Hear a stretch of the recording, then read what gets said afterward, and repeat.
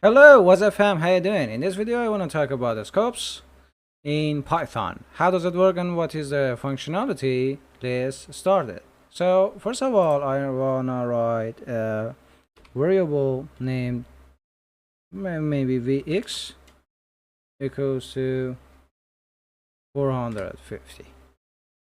So this is a global variable and we can print it out inside the default function.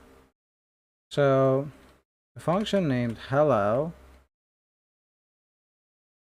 parentheses and colon and print it out vx.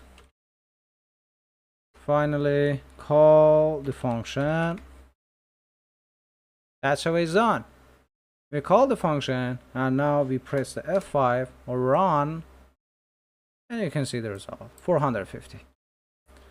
But we want to do another action, make it globalize inside our function, right? Global vx and vx is equal to 400 is. So we can print it out even outside function vx. F5 and here you are 400 is. So another action is that we want to write a nested functionality like default function func parentheses colon and inside we write, for example, non-local. What is non-local and how does it work? Let me tell you that we have two scopes.